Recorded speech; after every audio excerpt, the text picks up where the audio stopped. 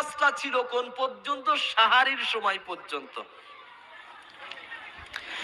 রাসূলুল্লাহ নিজে তারাবিহ নামাজ পড়েছেন, সালাতুত তারাবিহ পড়েছেন। তিনি কোন কোন বর্ণনা থেকে পাওয়া যায় 3 দিন পড়েছেন। কয় দিন? 3 দিন। আমাদের আহলে হাদিসরা অনেকেই নিজে নিজে ফতোয়া মেরে দেয়, নবী সাল্লাল্লাহু আলাইহি সাল্লাম তো 3 দিন পড়েছে, তাহলে আমি অন্তত 10টা দিন পড়লেই কাজ মিটে যাবে।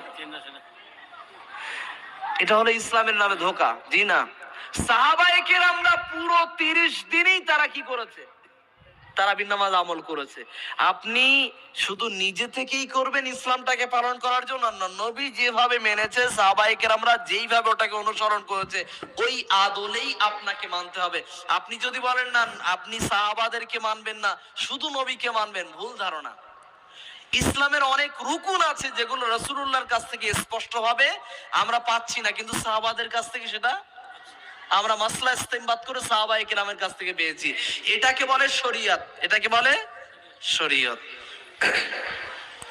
আল্লাহ রাসূল কারীম সাল্লাল্লাহু আলাইহি ওয়াসাল্লামের নামাজ যেভাবে আছে ওইভাবেই আমাদেরকে পড়তে হবে, তবেই আমাদের ভিতর থেকে বিড়ি বের হয়ে যাবে, আমাদের ভিতর থেকে বন্ধন ব্যাংকের অ্যাকাউন্ট থেকে লোন নেওয়া। আমাদের বউদেরকে বন্ধক রেখেছি কোন জায়গায়?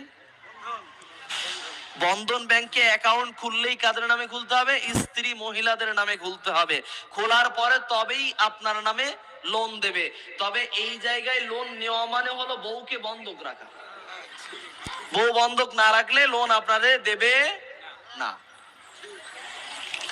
এবার এই হিসাবে আসি, এলাকার ভিতরে বিভিন্ন জায়গাতে সমিতি করে কি করে না?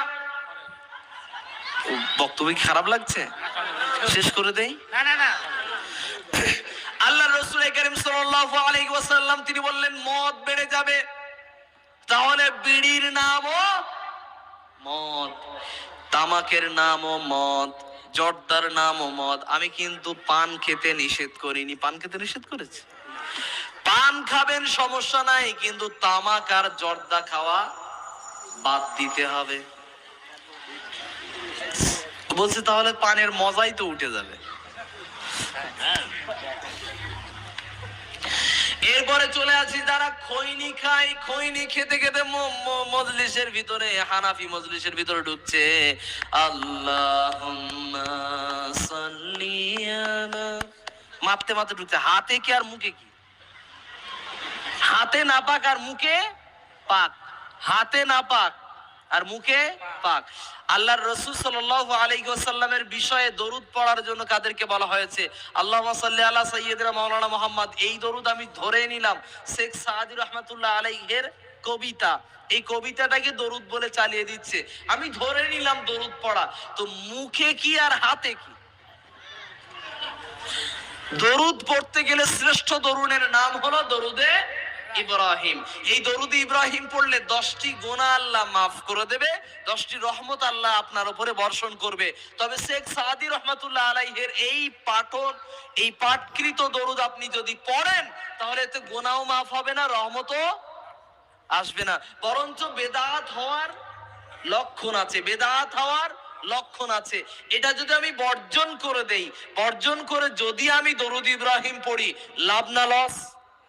অতএব আমরা লাভের দিকেই ঘুরবো, লসের দিকে যাওয়ার চেষ্টা করব না ইনশাআল্লাহ। এবারে আমি মূল বিষয়ের দিকে ফিরে আসছি।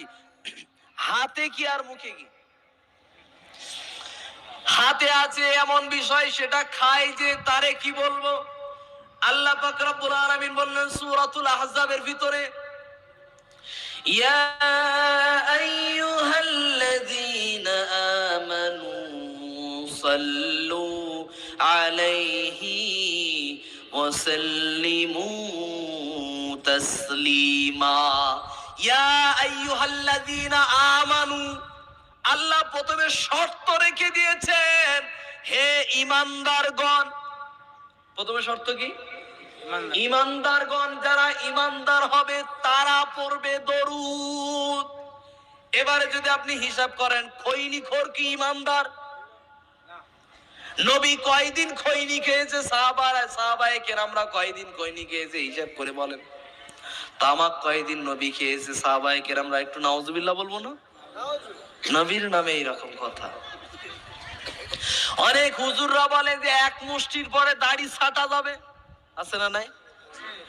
অনেক মুসলমানরা বলে আমিও তো দাড়ি রেখেছি, অতএব সুন্নত পালন করেছি। রোজার মাসে ঈদের কয়দিন আগে এসে হুজুরের কাছে প্রশ্ন করে, মাওলানা সাহেব চুলটা তো কাটবো, রমজান মাসে কি দাড়ি কাটা যাবে?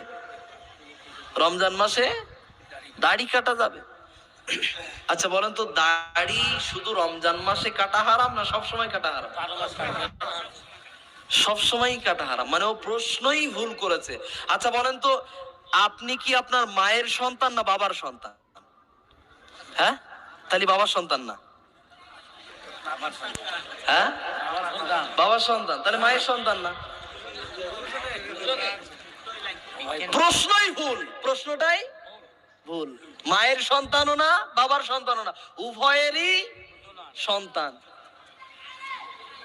প্রশ্নই ভুল।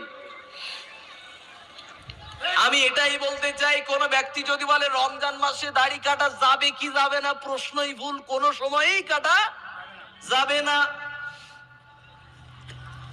যদি আপনি মনে করেন আল্লাহর রাসূলকে অনুসরণ করবেন, তবে দাড়িকে আপন অবস্থায় ছেড়ে দিতে হবে। নবী যখন নবী হননি তখনও দাড়ি কাটেন নাই, নবী যখন নবী হয়ে গেছে তখনও দাড়ি কাটেন নাই। সাহাবায়ে কেরামরা কখনো কখনো যুদ্ধের ময়দানে, হজের ময়দানে কোন কোন সময় এক মুষ্টির পরে কেটেছেন। তবে আল্লাহর রাসূল থেকে সরাসরি এরকম বিষয় কিন্তু সুন্নাতের বিষয় লক্ষ্য করা যায় না। দাড়িকে যদি আপন অবস্থায় ছেড়ে দেন তাহলে পরিপূর্ণ সুন্নত পালন হয়ে যাবে। তবে দাড়ি কাটা কোন কোন বর্ণনা থেকে পাওয়া যায় দাড়ি কাটা জায়েজ আছে। কি আছে? জায়েজ আর সুন্নত একদম একদম। এবারে চলে আসে আল্লাহ রাসূল সাল্লাল্লাহু আলাইহি ওয়াসাল্লামের কথার দিকে। মদ বেড়ে যাবে, দুই হলো কি বাড়বে?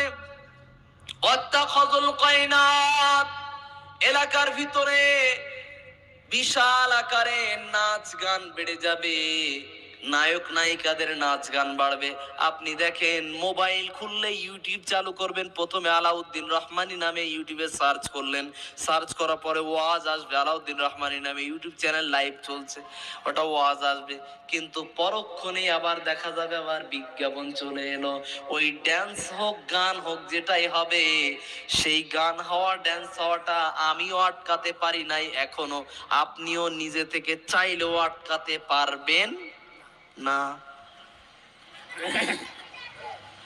যখন মনিটাইজ অপশন যখন এসে যাবে, তারপরে যদি আমি বিজ্ঞাপন হওয়ার লাইন যদি আমি বন্ধ করে দেই, তবেই আপনার কাছে আর বিজ্ঞাপন হবে না। যদি আমি মনিটাইজ অন যদি না করি, মনিটাইজের অপশন এখনো যদি না আসে, অটোমেটিক এমনিতেই বিজ্ঞাপন চলবে। আমার ইচ্ছা থাকলেও হবে না, আপনার ইচ্ছা না থাকলেও হবে না, কিছুই হবে না, গান চলবে।